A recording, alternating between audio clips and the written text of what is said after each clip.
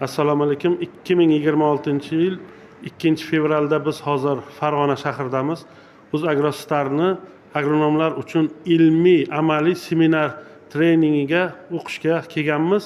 Mana hozir agronomlarimiz bilan bitta-bitta tanishtirib o'tamiz. Chunki bu agronomlarni yaqindan tanishish bu o'zbek limonchilariga ham, guruhimizga ham kerak bo'ladi degan umiddamiz. Marhamat akajon, o'zingizni tanishtirib o'ting. Denov AgroStar'dan Abdurashid Mirzayevman. Mana Abdurashid akam Denov AgroStar'dan. Marhamat aka, siz ham o'zingizni tanishtirib. Yo'ldosh Tokman Denov AgroStar'dan. Saidjon Muxtorovman, Denov AgroStar limonchilik bo'yicha Farg'ona viloyatidan ishlayapmiz. Mana Farg'ona viloyatiga kelganmiz. Endi bir to'ppiday farg'onacha osh yeyishimiz mana shu yigitni qobiliyatiga bog'liq.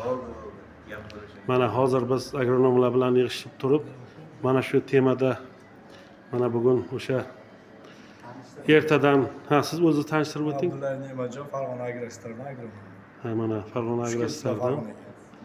Mana endi bu temani aytib o'tishimizdan maqsad mana bu mamlakatimiz rivojlanayotgan ekan, qishloq xo'jaligiga, mahsulotlariga talab oshayotgan ekan albatta sohaga agronomlar, mutaxassislar kerak bo'ladi.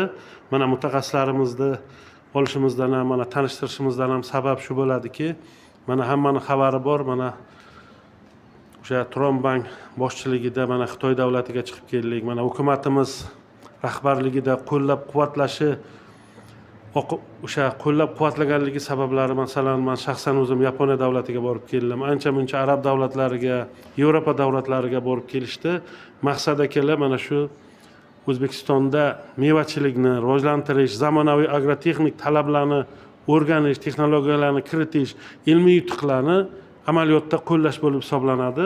Shuning uchun biz albatta o'ylaymizki, bu yerda bo'ladigan o'sha ilmiy seminarlarda o'z malakalarimizni oshiramiz. Chunki yanada oshirib, nimadir biz dehqonlarga, qishloq xo'jaligi yo'nalishida dehqonlarimizga yana ma'lumotlarni berib o'tamiz degan umiddamiz.